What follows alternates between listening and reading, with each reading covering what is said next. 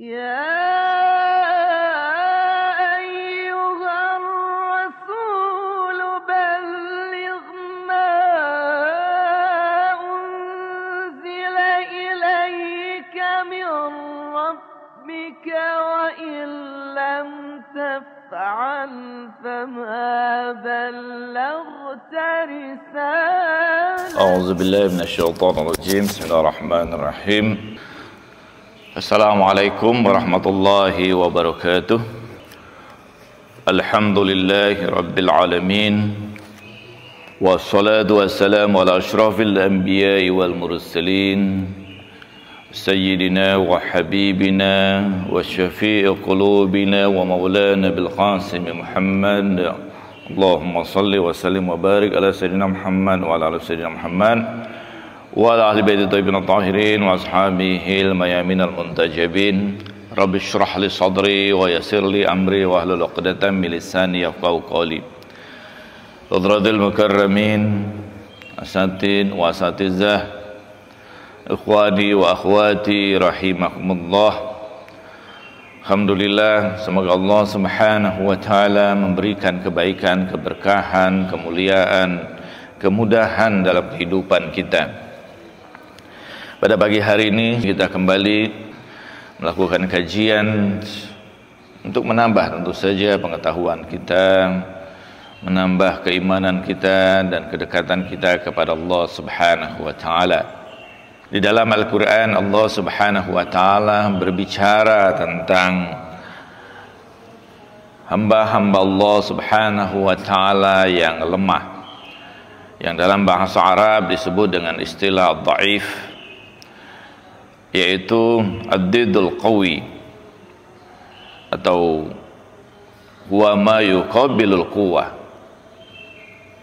Lemah yang dalam makna bertentangan dengan kekuatan atau kemampuan. Dan dalam istilah Al-Qur'an ini wa huwa ammi ayyakuna fi madi au ma'nawi, dia lebih umum dari hal yang bersifat material maupun bersifat ma'nawiyah. Istilah dhaif ini di dalam istilah Al-Qur'an, istilah dhaif, dha'fun, atau juga du'afa, yang berarti bahwa orang-orang yang lemah dalam bentuk jamak, atau orang-orang yang dilemahkan, mustadafin, digunakan oleh Al-Qur'an, baik dalam makna yang negatif maupun juga dalam makna yang positif. Di dalam surah An-Nisa ayat ke-9 Allah Subhanahu wa taala mengingatkan kepada kita, wal yakhsal ladzina law taraku min khalfihim dzurriyyatan dhi'afan khafu 'alaihim falyattaqullah wal yaqulu qawlan sadida. Allah mengatakan, maka khawatirlah kamu, jagalah diri kamu dari orang-orang yang meninggalkan di belakang mereka itu anak-anak yang lemah. Maka bertakwalah kepada Allah, wal yaqulu qawlan sadida, dan berkatalah dengan perkataan yang tegas. Nah, Allah Subhanahu wa taala dalam ayat ini memberikan wanti-wanti kita agar dalam proses kehidupan kita ini tidak meninggalkan di belakang kita anak-anak yang lemah. Ada banyak tafsir yang menjelaskan tentang apa yang dimaksud dengan anak-anak yang lemah ini. Allazina law taraku min khalfihim dzurriyyatan dhi'afa, yaitu mereka yang meninggalkan di belakang mereka itu anak-anak yang lemah. Sebagian memaknai ini dhaif dalam makna al-madiyah, dalam makna material, yaitu di mana kemudian kita meninggalkan, ketika kita selesai dari kehidupan ini, kita meninggalkan dalam kesulitan yang luar biasa anak-anak yang menjadi penerus kita, pewaris kita, meninggalkan banyak hutang misalnya, meninggalkan beragam persoalan-persoalan dalam kehidupan kita, sehingga itu menjadi beban bagi anak-anak kita yang kita tinggalkan. Termasuk sebagian memaknai Di antara salah satu kewajiban anak itu, khususnya anak laki-laki yang paling tua, menggantikan apa yang ditinggalkan oleh orang tua mereka, termasuk hutang-hutang ibadah yang mereka tinggalkan dalam kehidupan mereka. Al-Ghazali misalnya mengatakan bahwa kalau sekiranya orang tua itu meninggalkan sholat mereka, meninggalkan ibadah puasa mereka, maka kewajiban itu jatuh pada anak tertua mereka. Jadi bukan hanya meninggalkan waris ya, laki-laki tertua itu ditinggalkan waris, tapi ditinggalkan beban juga. Walaupun sebagian menolak ini, sebagian mengatakan bahwa la taziratun wizra ukhra, ya. Seorang itu tidak memikul beban orang lain, tapi bahwa warisan itu juga jadi beban bagi seorang anak. Ada juga yang memaknai itu dalam makna bahwa yang dimaksud itu adalah kemampuan, dhi'afan itu zuriyatan dhi'afan, yaitu anak-anak yang memang tidak memiliki kemampuan dalam kehidupan mereka. Jadi karena itu kewajiban orang tua khususnya selama hidup mereka adalah mengantarkan, menyiapkan anak-anak yang ditinggalkan itu, agar mereka setelah tinggalkan orang tua mereka, kehidupan mereka tidak menjadi kehidupan yang bergantung kepada orang lain. Apalagi misalnya bergantung pada hasil waris ya. Karena warisan itu tanpa kemampuan yang layak pada anak itu akan segera sirna. Harta yang didapat dengan mudah itu akan segera dengan mudah juga keluar dari pemiliknya. Berbeda dengan halnya harta yang didapat berdasarkan sebuah usaha, sebuah kesulitan, maka nilai harta itu tentu akan lebih berharga. Tetapi kita menyaksikan betapa banyak waris yang ditinggalkan itu tidak akan banyak maknanya bagi anak-anak itu, kecuali sekedar untuk menyambung kehidupan mereka. Karena itu bahwa kewajiban orang tua yang paling mendasar tentu saja untuk menyiapkan anak-anak mereka ini baik dalam pendidikan mereka. Karena itu sebagian misalnya termasuk Ustaz Quraisy memaknai bahwa zuriyatan dhi'afan itu adalah zuriyah yang memang tidak, anak-anak yang tidak memiliki kemampuan dalam pendidikan mereka, dalam pengetahuan mereka. Jadi karena itu bahwa kewajiban kita tentu orang tua adalah mengantarkan anak-anak kita itu untuk memiliki pendidikan yang layak, sehingga dengan pendidikan itu mereka bisa memberikan manfaat dalam kehidupan mereka, tidak bergantung kepada kehidupan orang lain, atau tidak menumpangkan kehidupannya pada kehidupan orang lain. Karena orang yang seperti inilah yang disebut dalam istilah Al-Quran sebagai orang yang dhaif, orang yang lemah. Jadi orang yang lemah itu orang yang kehidupannya ta'afun nas ma yukallifu ahu. Orang yang paling lemah itu orang yang menggantungkan kehidupannya kepada saudaranya. Jadi kalau tanpa bantuan saudaranya itu mereka tidak bisa hidup. Ini terkait dengan haji juga. Ada satu jamaah haji yang datang dari satu tempat, mereka membanggakan bersama dengan mereka itu seorang pemuda yang dianggap sangat soleh, selalu dalam ibadah, selalu dalam membaca Al-Quran. Dalam perjalanan itu dia bertemu dengan seorang ulama, seorang kekasih Allah Subhanahu wa Ta'ala, dan para orang-orang yang berada di kafilah itu membanggakan pemuda itu. Ulama ini bertanya, apa yang dilakukan pemuda ini sehingga kamu banggakan? Dia selalu hidupnya dalam ibadah, dia tidak pernah melakukan hal-hal yang buruk, hanya dalam ibadah saja. Dia sholat, dia membaca Quran, dan waktu-waktunya dihabiskan dalam keadaan seperti itu. Terus kemudian bagaimana dia hidup? Para jamaah itu berkata bahwa ada saudaranya yang bekerja, dari hasil pekerjaan saudaranya itulah yang saudaranya itu mengirimkan biaya untuk kehidupan saudaranya yang ini. Ulama itu berkata bahwa saudaranya lebih mulia daripada dirinya ini, karena dia menggantungkan kehidupan kepada saudaranya. Karena itu bahwa seorang yang hidupnya itu mampu kemudian mengelola kehidupannya, tentu dia orang yang kuat. Selemah-lemahnya seseorang adalah orang yang selalu memohon atau meminta bantuan orang lain. Jadi dalam konteks ini tidak peduli apakah dia memiliki harta atau tidak, tapi kalau dalam kehidupannya itu dia bergantung pada orang lain, maka dia adalah hamba yang lemah. Nah, karena itu bahwa kewajiban kita yang utama tentu saja kepada anak-anak kita adalah menyiapkan bagaimana pendidikan mereka, atau memastikan ketika kita meninggal dunia atau selesai dalam proses kehidupan ini, anak-anak ini bukan menjadi anak-anak yang terlantar. Mereka mampu mengelola kehidupan mereka, mereka mampu membangun kehidupan mereka tanpa bergantung pada orang lain. Dan ini yang mungkin dalam proses kehidupan kita perlu kita pastikan. Jadi proses upaya kita paling tidak ada sesuatu yang kita tinggalkan, sehingga dengan sesuatu itu bahwa proses ininya berjalan. Saya selalu mengatakan pada anak saya bahwa kalau persoalan masalah sekolah, setinggi apapun kamu sekolah, maka Abi akan terus kemudian membackup kalian. Jadi jangan khawatir. Tapi kalau untuk hal yang lain tentu berbeda ya. Kita sebagai orang tua tentu ini yang menjadi perhatian kita yang utama. Bagaimana anak-anak kita ini dengan pendidikan mereka kita pastikan bahwa mereka bukanlah anak yang lemah ketika kita tinggalkan. Ini apa yang diingatkan oleh Al-Quran. Tapi sebagian memaknai juga bahwa zuriyatan du'afan itu adalah dalam konteks dha'ful ma'nawi, yaitu bahwa bagaimana anak-anak ini setelah kita tinggalkan mereka bukan menjadi anak-anak yang soleh. Mereka justru jadi beban kita dalam kehidupan kita berikutnya. Perbuatan-perbuatan buruk mereka, jiwa mereka yang lemah. Karena itu bagaimana mendidik ketika dia bersama dengan kita, bagaimana upaya kita untuk mendidik anak-anak ini, sehingga secara maknawiyah mereka bukan menjadi hamba yang lemah.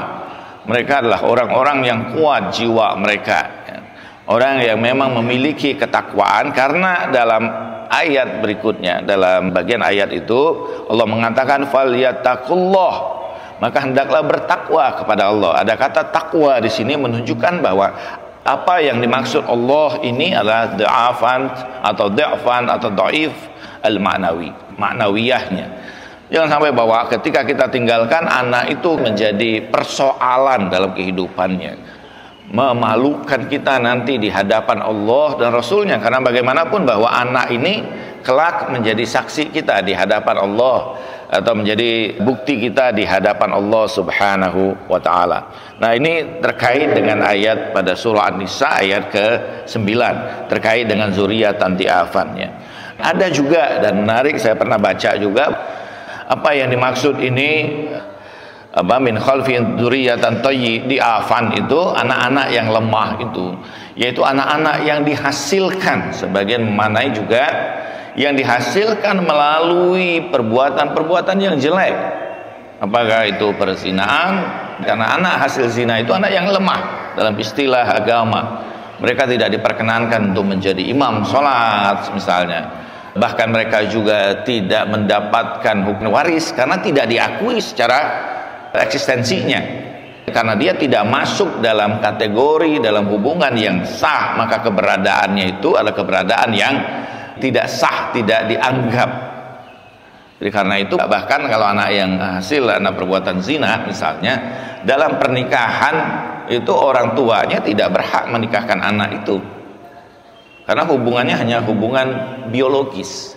Dia tidak punya hubungan syar'i antara seorang ayah dengan anak hasil perbuatan zina tersebut. Anak hasil perbuatan yang seperti itu dalam konteks agama dia tidak diakui keberadaannya secara eksistensial ya. Kita mengatakan bahwa itu tidak ada dosa pada anak itu. Ya betul bahwa anak itu tidak ada dosa, tapi secara maknawiyah, secara syariah, bahwa anak itu tidak diakui keberadaannya karena dia berada di luar dari apa yang diakui oleh agama. Apa yang diakui agama itu adalah anak yang diakui itu adalah anak hasil pernikahan yang disahkan oleh agama. Tapi ketika itu tidak menikah, maka itu tidak diakui oleh agama keberadaannya. Sehingga karena itu beragam hukum tidak terjadi. Dan bahkan anak yang seperti ini karena dihasilkan dari perbuatan yang buruk, termasuk dalam satu tafsir itu dikatakan bahwa pada tafsir Amsal, karena bahkan kita melemahkan jiwa pada anak itu kalau nutfah yang ada pada diri kita itu didapat dari makanan yang haram, karena itu berpengaruh pada kualitas kejiwaan seseorang. Harta yang haram, makanan yang haram yang masuk ke dalam diri kita bukan hanya menumbuhkan tubuh kita secara biologis, tetapi juga berpengaruh pada jiwa kita secara ruhaniah. muncul kecenderungan-kecenderungan yang jelek, kecenderungan-kecenderungan yang buruk, bertentangan dengan fitrah diri manusia, bertentangan dengan ketentuan kecenderungan agama misalnya, kecenderungan kepada hal-hal yang bersifat maksiat dan sebagainya, itu dihasilkan oleh pengaruh-pengaruh makanan yang buruk. Jadi karena itu bahwa apa yang dimaksud di sini bisa jadi juga zuriyatan dhaifan itu atau di'afan itu adalah anak-anak yang lemah, adalah kualitas jiwa mereka adalah jiwa yang lemah. Kecenderungan-kecenderungan yang bertentangan dengan ketentuan fitrah pada diri manusia atau ketentuan-ketentuan syariat. Jadi karena itu ini juga ada kaitan bahwa kita harus khawatir pada kondisi yang seperti itu. Apalagi kondisi na'udzubillah min zalik, bahwa keadaan kita sekarang ini tantangan kehidupan yang luar biasa pada anak-anak kita, yang sampai kemudian kita meninggalkan keadaan yang seperti itu. Itu satu apa yang digambarkan terkait dengan anak-anak yang lemah. Ada juga Al-Quran mengatakan bahwa dalam konteks dalam keadaan orang-orang yang lemah dalam memang, dan Al-Quran menyebutkan bahwa kita dilarang dalam proses berperang misalnya untuk membunuh orang-orang yang lemah. Dan ini Allah mengatakan bahwa wa ma lakum la tuqatiluna fi sabilillah wal mustad'afina minar rijali wan nisa wal wildan. Janganlah bagi kamu itu membunuh di dalam jalan Allah, dalam peperangan, orang-orang yang lemah, orang-orang yang memang secara jasmania, secara fisik lemah. Di dalam peperangan di dalam Islam itu tidak boleh kita membunuh mereka, karena itu senjata pemusnah massal itu secara hukum diharamkan di dalam Islam. Kenapa? Karena yang terbunuh itu bukan saja orang yang memang bersalah atau orang yang menjadi target perang kita, yang berperang dengan kita, tapi juga termasuk masyarakat yang tidak berdosa, masyarakat yang tidak ada kaitan dengan peperangan itu, masyarakat yang sipil ya. Bahkan termasuk misalnya lingkungan hidup yang ada itu pun akan tercemari dengan senjata pemusnah massal.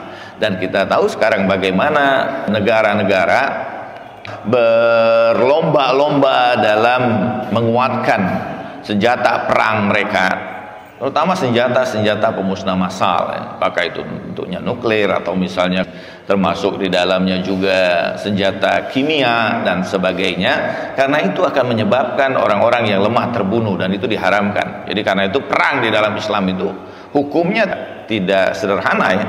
Hukum perang di dalam Islam itu sangat berat. Orang tidak boleh membunuh kecuali memang orang itu ikut berperang. Tidak boleh meracuni aliran air yang menjadi sumber kehidupan masyarakat misalnya, atau hewan-hewan juga yang tidak ada kaitan itu ikut terbunuh. Dan janganlah kamu membunuh di jalan Allah itu orang-orang yang lemah dari laki-laki, apakah itu dia orang tua atau orang yang sakit. Bahkan ketika tentara sekalipun, ketika mereka sudah menyerah, maka hukum membunuh itu diharamkan.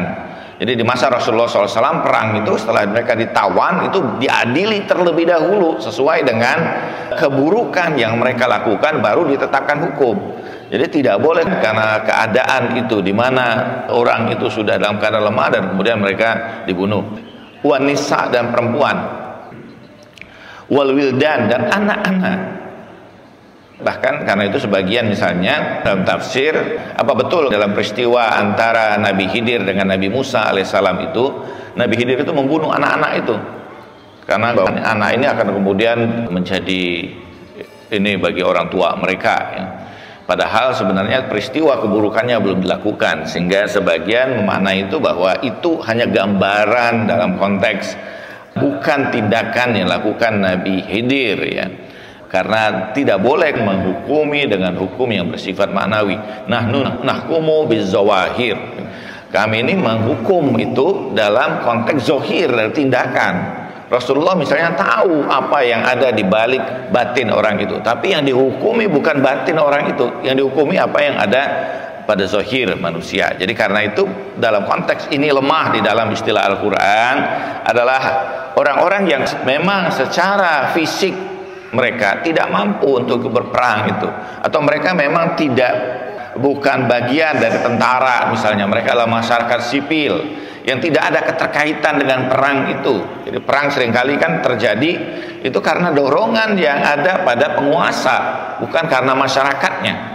Kita bisa bayangkan misalnya kalau terjadi perang misalnya antara masyarakat Indonesia dengan masyarakat Malaysia yang sebenarnya saudara, ada ikatan secara budaya, mereka terikat bahkan hukum keturunan darah dan sebagainya, bahasa, struktur masyarakat yang sama sebenarnya. Jadi perang yang seperti itu adalah perang yang diakibatkan oleh apa?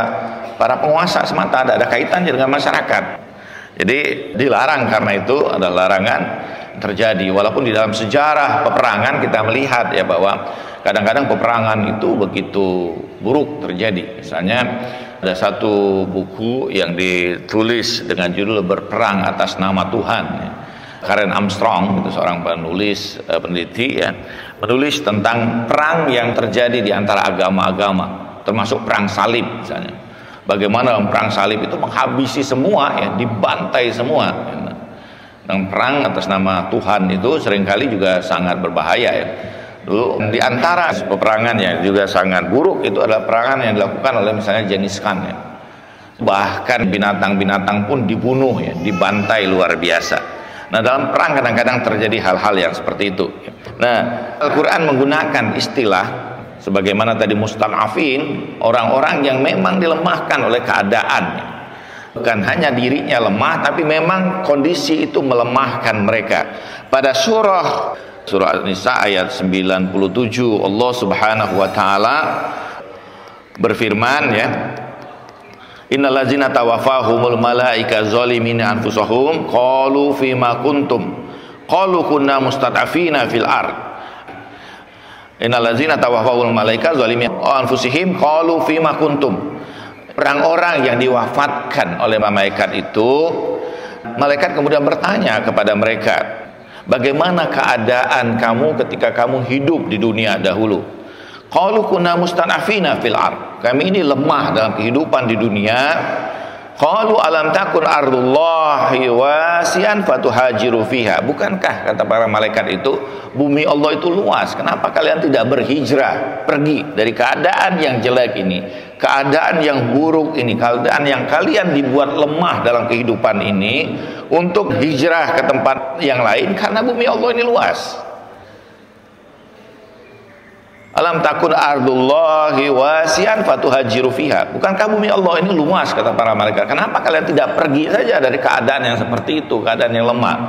Nah, sebagian memaknai bahwa ini ayat terkait dengan peristiwa hijrah ya, di mana ada sebagian dari kaum muslimin itu mereka tidak mau meninggalkan kota Mekah karena khawatir barang harta mereka yang ada di situ, sehingga mereka ditindas, berada dalam ketertindasan, dalam penghinaan, dalam perendahan yang luar biasa, sehingga ini menjadi persoalan dalam kehidupan berikutnya. Ketika mereka bertanya, bagaimana keadaan kamu? Kami lemah, kehidupan kami susah.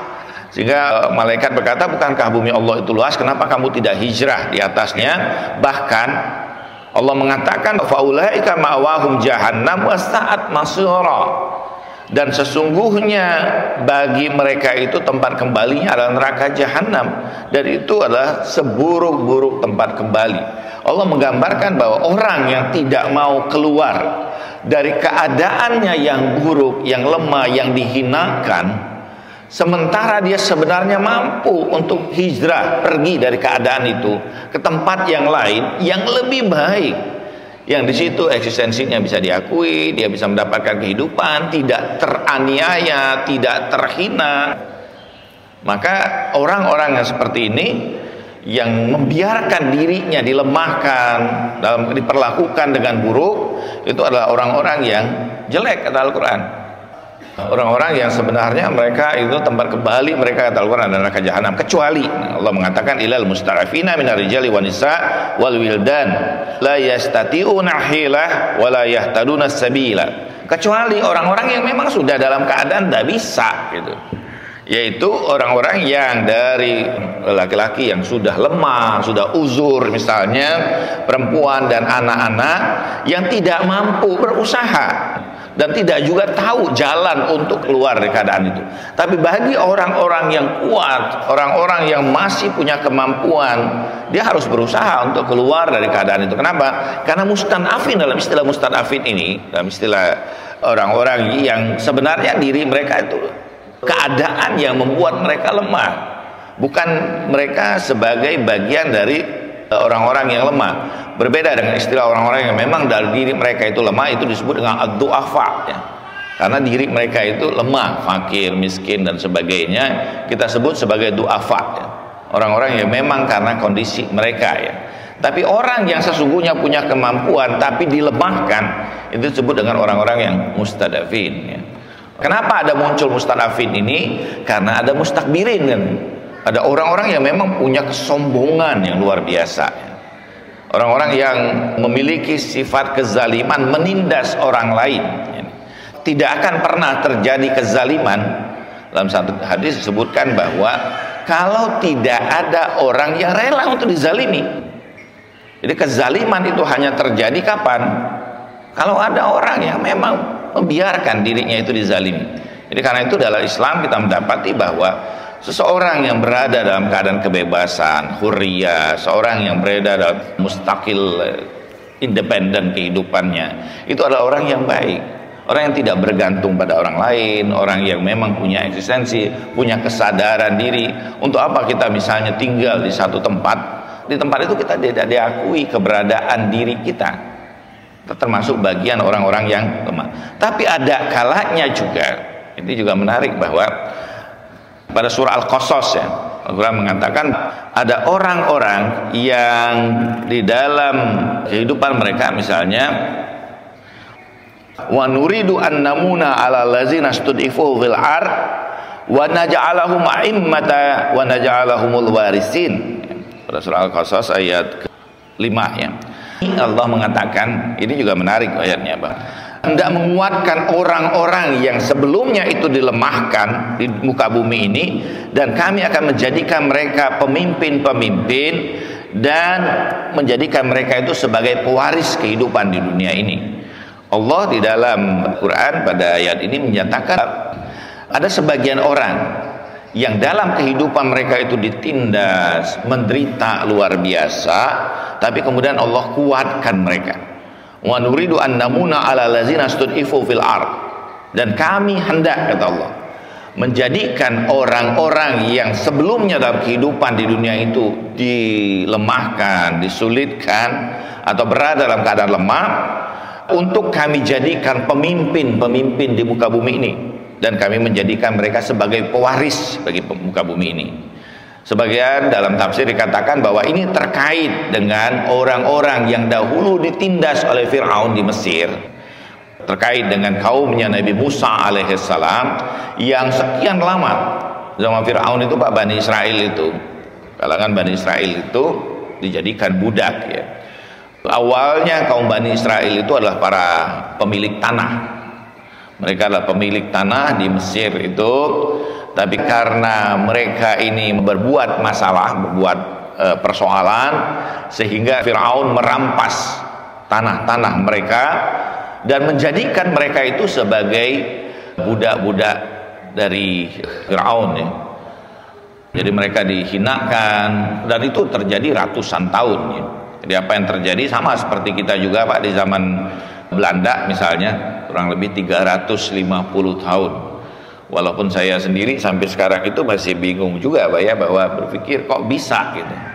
Belanda yang kecil seperti itu gitu. Bahkan bukan Belandanya juga sih, VOC ya, pedagang gitu, perusahaan. Jadi kalau di VOC itu kan perusahaan, Pak, di Belanda itu. Dan itu bisa kemudian menguasai Indonesia yang sedemikian luas itu dalam waktu yang sangat panjang, 350 tahun. Satu hal yang sampai sekarang mungkin tidak terbayangkan, atau mungkin kita berpikir seperti keadaan kita sekarang, Pak ya, mungkin keadaan dahulu berbeda gitu, apa dengan apa yang terjadi, atau sebenarnya kita tidak pernah dijajah juga oleh mereka sih sebenarnya, tapi yang menjajah kita tuh orang kita sendiri gitu kan. Orang-orang yang dijadikan oleh Belanda itu sebagai tenar misalnya, diberikan posisi-posisi, sebenarnya mereka lah yang menindas masyarakat kita sendiri, sehingga kemudian bisa sekian lama kita berada dalam penindasan yang seperti itu. Lama, Pak, 350 tahun itu sudah berapa generasi gitu kan. sehingga kemudian menimbulkan keadaan masyarakat yang lemah gitu. Kalau sudah sekian lama orang itu ditindas dan sebagainya, itu kan terjadi perubahan pola berpikir, pola hidup dan sebagainya, Pak ya. Karena kadang-kadang kalau kita baca sejarah misalnya bangsa kita, Pak, bangsa kita ini kan bangsa besar, Pak. Ada kerajaan-kerajaan yang besar. Kerajaan Sriwijaya itu dari Sumatera berkuasa sampai seluruh Malaysia, Pak, sampai ke Thailand itu berada dalam kekuasaan Sriwijaya gitu. Kita bisa bayangkan, sementara dalam kondisi transportasi masa itu yang mungkin sangat terbatas tapi bisa berkuasa demikian besar. Ini menunjukkan kekuatan yang luar biasa. Setelah itu bagaimana ada kerajaan Mataram misalnya yang juga cukup besar, Pak ya. Bahkan kalau saya baca beberapa sejarahnya Wali Songo itu, Pak ya, murid-murid mereka itu bukan hanya berasal dari wilayah kita, Pak ya, tapi bahkan dari wilayah-wilayah Thailand, Filipina, ke atas misalnya India itu belajar ke sini, Pak. Mereka itu belajar ke Indonesia waktu itu, ke Nusantara, belajar dengan para wali-wali itu dulu. Coba baca beberapa sejarah para wali itu. Bahkan para biksu belajar dengan para wali Songo dulunya. Dari Thailand datang ke sini dan mereka belajar, Pak ya, bawa murid. Jadi mereka punya madrasah yang tidak hanya murid-muridnya itu muslim, bahkan non-muslim pun belajar dengan mereka. Ini menarik gitu. Yang sejarah yang kemudian jarang dibicarakan dalam konteks yang seperti itunya ya. Biasanya kan kalau kita bicara Wali Songo itu bicaranya kesaktiannya, Pak. Saya tidak tertarik itu belajar kesaktian. Menurut saya itu banyak dongeng aja kalau bicara kesaktian dan sebagainya. Tapi bagaimana mereka melakukan mendidik masyarakat, Pak, itu yang menjadi luar biasa. Bahkan murid-murid mereka itu ya itu tadi, bahkan ada dari biksu-biksu dari Thailand itu datang belajar kepada Wali Songo pada masa itu, menunjukkan ilmu mereka juga luar biasa, Pak ya. Nah, apa yang dimaksud di sini kalau kita berbicara tentang ayat ini? Orang-orang yang kemudian dilemahkan oleh Allah Subhanahu wa taala, dan Allah ini menjadikan mereka sebagai pemimpin-pemimpin. Bagian menafsirkan kaum muslimin ini sendiri adalah orang-orang yang dilemahkan, dipecah belah satu dengan yang lain, keadaan ekonomi mereka kemudian begitu lemah dan sebagainya.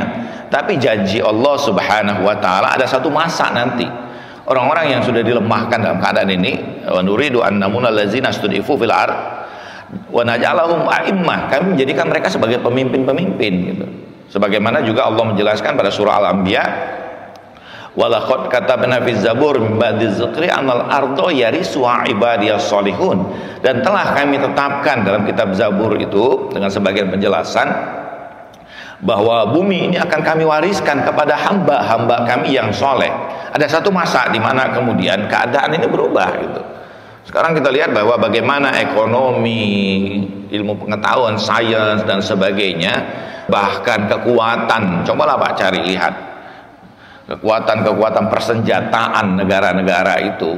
Mana ada negara Islam yang berada dalam urutan yang utama dalam kekuatan persenjataan, Pak, misalnya ya. Ini kita lihat bahwa ini semua dikuasai, bahkan ekonomi juga. Dan kalau kita lihat orang-orang kaya, bahkan orang-orang kaya di Indonesia, Pak, gitu. Berapa orang yang muslimnya coba? Hanya beberapa orang saja mungkin. Itu pun kalau betul-betul muslim sih gitu. Tapi sebagian besar dalam deretan itu bukan muslim, Pak. Jadi bagaimana kekayaan, ternyata kita ini berada dalam keadaan yang lemah sekarang. Begitu lemahnya kita sehingga daya tawar kita dalam kehidupan di dunia ini begitu lemah, Pak ya. Kerjasama satu dengan yang lain susahnya luar biasa, apalagi dalam konteks muslim, Pak ya. Malah nanti ini pergi haji, Rahman, Aceh mau pergi haji, mudah-mudahan hajinya mabrur. Tapi yang menguasai ekonomi di sana siapa coba? Barang-barangnya yang masuk dari Cina semua gitu kan. Saya tuh pengen suatu saat merindukan, Pak, kadang-kadang sedang haji, sedang umroh itu. Siapa tahu nanti di sini ada baju-baju yang dijahit dari Tasik Malaya gitu kan, made in Tasik, made in Garut misalnya kan, makanan-makanannya gitu kan ada. Wah, tapi yang ada di situ semua dari tasbih sampai gamis, Pak, itu made in China, buatan Cina semua. Ini kan menyedihkan sebenarnya. Padahal kita pergi haji, Pak, itu mahalnya luar biasa. Tapi sekali lagi, Pak, bahwa haji dengan biaya mahal dan sebagainya, kita mengeluarkan banyak biaya, tapi yang menikmati uangnya di sana bukan kita juga gitu, pada akhirnya. Yang besar itu kan ekonomi dikuasai oleh kapitalis gitu. Dan ini menjadi persoalan bagi kita, Pak. Quran mengatakan ada janji yang seperti itu. Kita sebagai muslim dilemahkan, ada satu masa di mana Allah Subhanahu wa taala memberikan janji untuk menguatkan kita pada suatu masa menjadi pemimpin-pemimpin. Ada masa kemudian Islam itu pernah menjadi pemimpin dunia, Pak. Bagaimana peradaban umat Islam itu menguasai dunia ini dan juga ilmu pengetahuan, bukan hanya sekedar kekuasaan politik. Karena kalau kekuasaan politik menjadi tidak banyak maknanya. Spanyol itu pernah dikuasai, Pak, tapi kemudian habis, Pak. Hilang, tinggal kemudian peninggalan museum saja. Alhambra itu museum, Pak. Kenapa? Karena kekuasaannya dulu kekuasaan politik, bukan kekuasaan pengetahuan, kekuasaan budaya, Pak ya. Sama seperti Belanda menguasai Indonesia karena mereka hanya berkuasa dalam mengambil apa yang ada di Indonesia ini dan tinggal apapun. Berbeda dengan negara-negara yang dahulu kuasai misalnya oleh Inggris, ya budayanya berubah, bahasanya mengalami perubahan. Demikian bahwa di Spanyol itu hampir seluruh budaya dan sebagainya sirna dari itu, budaya muslimnya. Tinggal kemudian bahwa itu sebagai museum saja. Nah, ini Al-Quran menggambarkan bagaimana pernyataan orang-orang yang dalam kehidupan ini dilemahkan, tapi kemudian Allah Subhanahu wa taala memberikan kebaikan bagi mereka untuk memimpin dunia. Dalam hadis Rasulullah SAW berkata, "Ala ukhbirukum bisyarri ibadillah al-fazul mutakabbir, ala ukhbirukum bi khairi ibadallah ad-dha'iful mustad'af." Maukah kalian aku beritahu tentang seburuk-buruk hamba Allah, yaitu orang-orang yang mereka sombong, berkuasa dalam kesombongan. Tahukah kalian siapa yang baik di antara hamba-hamba Allah? Yaitu orang yang lemah dan dilemahkan. Dhaiful mustad'af, ya.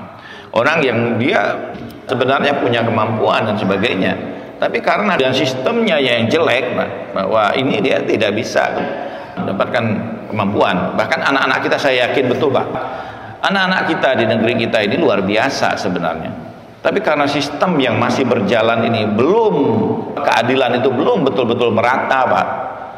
Banyak korupsi dan sebagainya, sehingga banyak kemampuan anak kita itu tersia-siakan. Saya membuktikan itu. Dengan cara apa? Mahasiswa-mahasiswa saya yang di kampus saya yang saya kelola, itu kan kita berikan beasiswa penuh, Pak. Dan saya seringkali datang ke tempat-tempat yang jauh. Terakhir saya itu datang ke Halmahera, Maluku Utara, Pak. Dari Halmahera kemudian naik ke atas, Pak ya. Itu tempat yang sangat luar biasa indah, Pak, sebenarnya. Sangat indah. Maluku itu indah luar biasa. Di sisi sininya laut, kita lihat gunung, dan di situ tanah yang sangat subur sepanjang perjalanan itu, Pak. Perkebunan yang luar biasa, kopra gitu kan. Keluar dari bandara itu sudah ada, Pak. Selamat datang di tanah rempah. Wajar ini dari Portugis sana datang jauh-jauh ke sini untuk merebutkan kekayaan yang ada di situ. Tapi masyarakatnya miskin, Pak. Pesawat itu sebagian besar yang isi pesawat ini Chinese, Pak. Saya tidak sedang anti Cina, Pak ya. Orang Cina ini pekerja yang juga luar biasa. Tapi sebagian besar saya naik pesawat jam 1 malam dari sini terbang ke Maluku, dan hampir sebagian besar itu mungkin 90% Chinese. Dan bisa bahasa Indonesia, berbahasa Cina, semua datang dari Cina itu, Pak. Di sebelah saya kebetulan ada seorang perempuan, dan dia ternyata dari Tunis. Karena wajahnya Arab, saya iseng-iseng sapa dengan bahasa Arab, Pak. Kaget juga dia. Tengah orang Cina ternyata ada orang yang bisa bahasa Arab nih.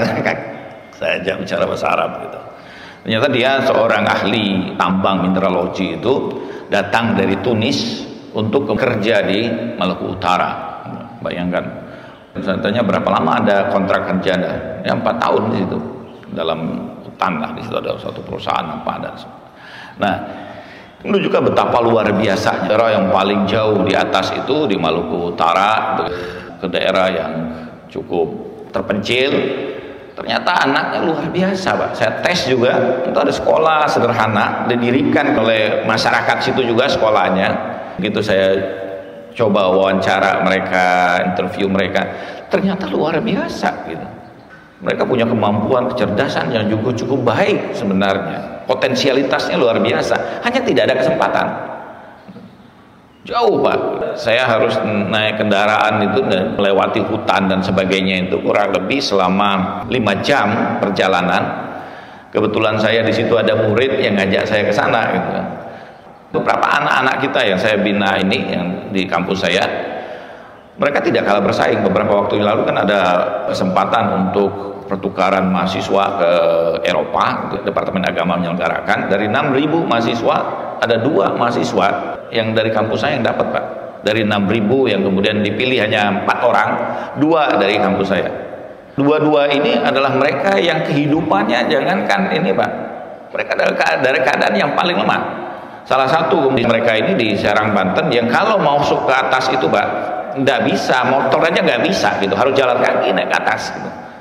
Saya pernah ke kampungnya juga anak ini, dan alhamdulillah ternyata dia bisa begitu, Pak. Ternyata bahwa anak-anak kita ini sebenarnya punya kemampuan yang luar biasa. Dan di luar negeri itu banyak kan mahasiswa Indonesia itu mahasiswa yang berprestasi.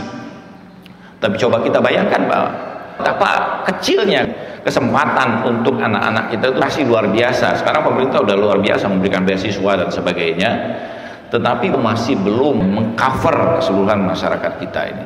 Saya melihat jurnalnya itu tahun 73, Pak, Korea Selatan itu 20.000 dokter, Pak. Sementara Indonesia tahun 73 itu masih hanya baru memiliki 170 dokter. Indonesia yang sebesar ini kalau dibandingkan berapa banyak antara dokter kita dengan dokter yang ada di Malaysia masih lebih besar, Pak, dalam perbandingan presentasinya. Padahal negara Malaysia sebesar apa sih dibandingkan Indonesia ini? Ini menunjukkan bahwa apa? Bahwa kesempatan yang terjadi pada masyarakat kita itu masih sedikit, Pak, masih lemah. Kita berada dalam kondisi yang sebenarnya lemah. Dan sumber kelemahan utama itu adalah pendidikan. Jadi sekarang ini berapa rata-rata nilai pendidikan masyarakat Indonesia itu baru sampai pada data yang terakhir itu 9 tahun, Pak. 9 tahun itu berarti baru tingkat SMP, Pak. Bayangkan, semakin ke timur kita semakin rendah. Jangankan ke timur, Pak, udah jauh-jauh, Bapak. Saya ke Jatiluhur, KKN kan mahasiswa saya di Jatiluhur di atas sana, Pak. Ya mohon maaf ini menyebutkan, masih sedikit ya pendidikan sampai S1, Pak. Kebanyakan tamat SMP atau tamat SMA mereka kerja di pabrik, dan ini menjadi satu persoalan juga, Pak. Kerja di pabrik dan kemudian menikah setelah itu. Dan setelah menikah kemudian mereka kerja di pabrik dengan beban yang luar biasa, dan begitulah kehidupan yang terjadi. Tidak usah jauh, Pak. Di belakang Parung saja, saya pernah KKN kan mahasiswa saya di sana. Ternyata masih banyak yang pendidikan mereka itu masih rendah sekali, masih lemah sekali. Bahkan saya tanya pada anak-anak itu, "Dek, nanti cita-citanya jadi apa?" Mereka bilang, "Pak, mau jadi sopir angkot." Gitu. Masya Allah, gitu kan. Mungkin dilihat di Parung itu sopir angkot enak banget gitu, bawa mobil dengan musiknya dan sebagainya. Itu menjadi bayangan mereka, Pak. Padahal tak jauh gitu. Berapa kilometer sih dari pusat kekuasaan di negeri ini? Nah, ini problem yang besar bagi kita, dan karena itulah bahwa kewajiban kita, Pak, membantu kemudian apa yang di sekeliling kita. Dan prinsip dari Islam kita lihat bagaimana adanya zakat, infak, sedekah itu tidak lain dalam upaya kita untuk melepaskan sebagian dari saudara-saudara kita dari keadaan yang lemah itu pada kehidupan yang lebih baik. Saya melihat bahwa cara berpikir masyarakat kita yang harus dirubah. Kita dalam membantu kemudian masjid, pembangunan masjid luar biasa, Pak. Tapi coba minta bantuan untuk pendidikan saja, susahnya luar biasa. Di jalan-jalan tuh membangun masjid luar biasa, Pak. Membantu masjid luar biasa, tapi coba kemudian kita minta bantuan untuk memberikan beasiswa bagi anak-anak kita, susahnya luar biasa. Padahal bantuan beasiswa itu jauh lebih bermanfaat, mohon maaf, dan sekedar kemudian kita menambah bangunan-bangunan masjid gitu. Atau merubah kemudian banyak masjid-masjid kita itu jadi tempat-tempat pendidikan. Ini yang penting, Pak. Bagaimana pendidikan kita mampu kita membuat pendidikan yang berkualitas tapi dengan harga yang sangat murah. Sementara kita saksikan bahwa pendidikan-pendidikan yang unggul, yang luar biasa, harganya na'udzubillah mahal, Pak.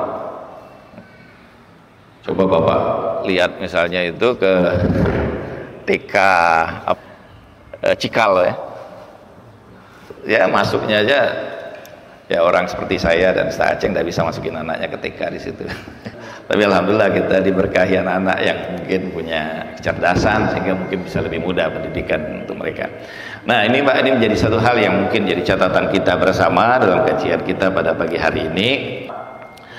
Upaya kita untuk mengeluarkan dari kelemahan-kelemahan yang ada ini, dan Allah Subhanahu wa taala menjanjikan bahwa suatu masa ada perubahan itu terjadi. Jadi harapan itu selalu Allah berikan kepada kita semua, dan janganlah kemudian kalau prinsip Al-Qur'an kita meninggalkan di belakang kita ini generasi atau anak-anak yang lemah setelah kehidupan kita ini. Jadi fungsi utama dari kehidupan kita saat sekarang, selain tentu kita sendiri harus melepaskan diri dari kelemahan itu, kita juga harus menyiapkan anak-anak kita ini menjadi kuat, menjadi memiliki kemampuan baik secara material maupun secara rohania, sehingga kelak setelah kita meninggal dunia Pak, dalam keadaan nyaman, dalam keadaan tenang, tidak menjadi beban lagi anak-anak itu. Bahkan yang terakhir yang luar biasa, kalau anak-anak yang kita tinggalkan itu anak-anak yang baik, anak yang soleh, anak yang kuat, setiap kebaikan-kebaikan yang mereka lakukan juga tentu akan mengalir kepada kita semua, dan itu sebagian menyebutkan sebagai panennya kita nanti di alam kubur kita, alam barzah kita, atas doa-doa yang dipersembahkan dan perbuatan-perbuatan baik yang dipersembahkan anak-anak kita untuk kita semua. Terima kasih, mudah-mudahan ini bermanfaat. Wassalamualaikum warahmatullahi wabarakatuh. Walhamdulillahirabbil alamin.